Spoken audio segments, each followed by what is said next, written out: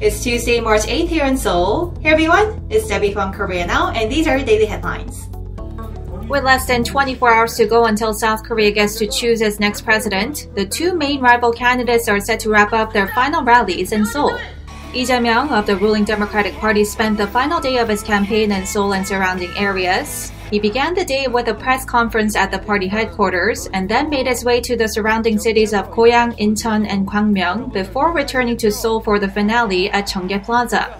Meanwhile, main opposition candidate Yoon Seok-yeol began the day on Jeju Island. He then made his way through major cities like Busan, Daegu, and Daejeon before reaching the capital for the finale at Seoul Plaza. Now voting will begin at 6 a.m. on Wednesday and close at 6 p.m. And virus patients and those in quarantine can vote from 6 p.m. to 7:30 p.m. after all regular voters leave the station. Russia has included South Korea on its list of countries that are taking unfriendly actions against Moscow. Other countries like the US, Britain, Japan, and the EU member states were also on the list for taking part in sanctions against Russia following its invasion of Ukraine. Now, companies and individuals from these unfriendly nations will face various economic and diplomatic sanctions by Russia. And this is concerning for many South Korean companies that are doing businesses with Moscow.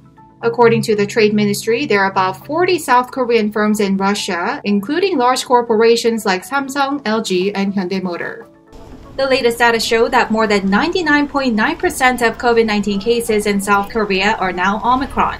The highly contagious Omicron variant has been fueling the number of daily infections to above 200,000 for the 5th day in a row on Tuesday.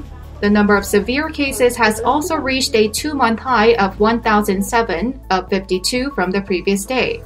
But health authorities say the fatality rate of Omicron is close to 0%, even for older people aged above 60 if they get their booster shots. Meanwhile, South Korea raised the risk level of the pandemic to the highest of level 5 this week, considering the rise in critical cases and hospitalization due to the virus. The country had maintained level 4 of the 5-tier system for the past 6 weeks. And those are your top stories. For full-length articles, you can go to our official website, linked down below. As always, make sure to subscribe to Korea Now for more daily updates.